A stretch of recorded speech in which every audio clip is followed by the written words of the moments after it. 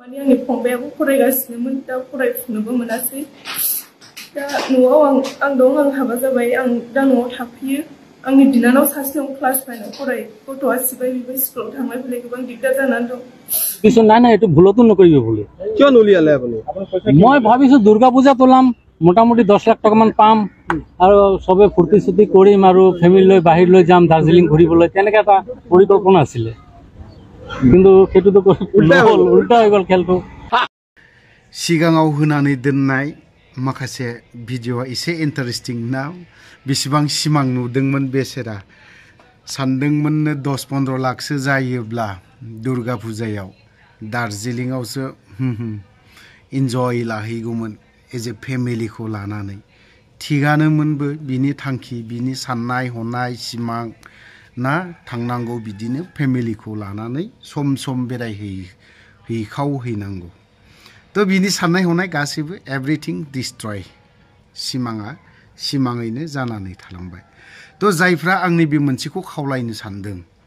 जायफ्रा 6000 थाखाखौ ना KYC जों लोगोसे 6000 खौ होनो सानदों बे 6000 खौ होआलाफानो 6000 निफ्राय 50% बोखावनानै नैबे सुबुंनो 3000 खौ हरना होनाया मोजां जागोन होननानै आं सानो मानो होननानै बुङोब्ला बियो दिनैहाय मोनसे ओरैबायदि गावनि बिफाखौ ओरै नङा ओरै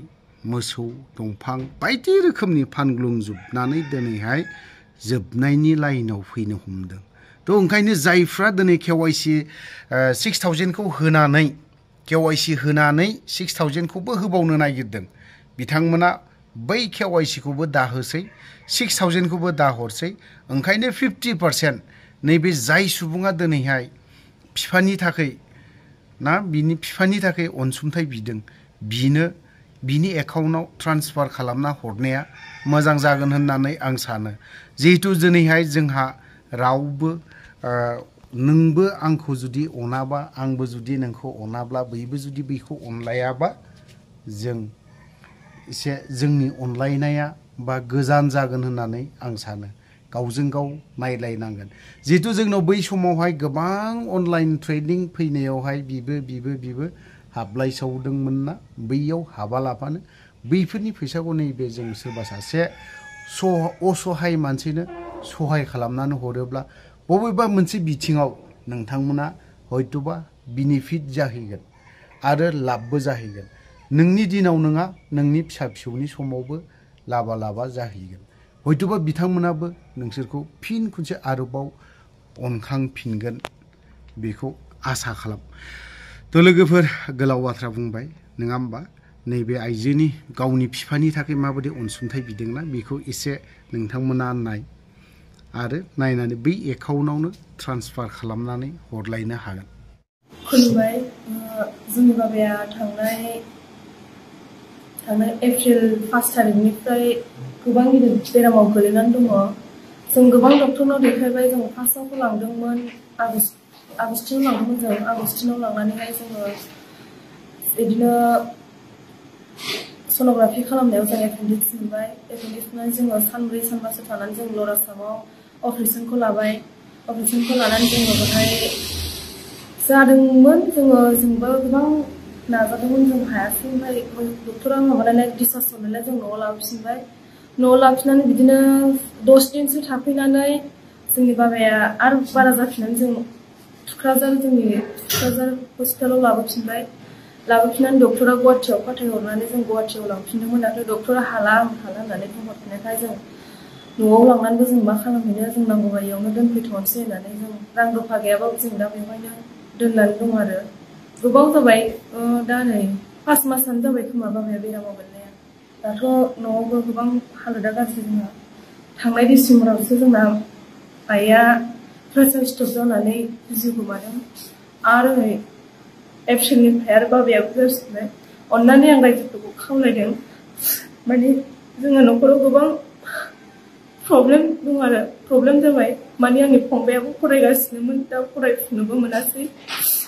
दा न'आव आं दं आं हाबा जाबाय आं दा न'आव थाफैयो आंनि बिनानाव सासे दं क्लास 9 आव फराय गथ'आ सिबाय बिबो स्कुलाव थांलाय फैलाय गोबां दिगदार जानानै दं दा रां रुफानि गोबां प्रब्लेम जाबाय गय बागान एसे दंमोन बेबो मालायनि आखायाव दङ मोसौ दंमोन जों दिनै मोसौ फानजोबनांबाय दंफां गिदिर गिदिर जों देनां माबा मोनसे खामायनानै जों न' लुनो हायो खोमा साननानै बायनाङा होननानै जोङो गिदिर गिदिर जों दोनदोंमोन बेखौ जों फाननांबाय दा मालायनाव गोबां दाहार दासि लानानैबाबो जों बाबाखौ नायगासिनो जों माने जों एसे बैसो जानानै जों बुजिसान्दि जों बाबाखौ जोंजों थाफा जानो लुबैदों बिमा गैया हिसाबै जों बाबाखौ जोंखौ फोरोंलांनो थाखाय जों थाफा जानो लुबैदों बाबाखौ बेनिखायनो आं जोंनि बाबाखौ नायनो थाखाय मोजां हस्पिटालाव लांनो थाखाय आं रायजोफोरखौ खावलायदों अननानै रायजोफोरा थाइसे थाइनै हेफाजाब हरगोनखौ आं आसा खालामदों आं जोंनि अफिसियेल सरकारनि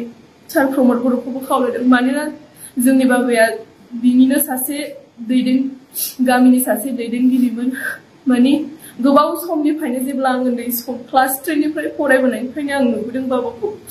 बे पार्टियावनो बाबाया मानसिफोरजों बायदिसिना बखिजाब्लाबो बाबाया इयावनो खाथि सोमदों बिर'धि पार्टि बायदिसिना बुंजादों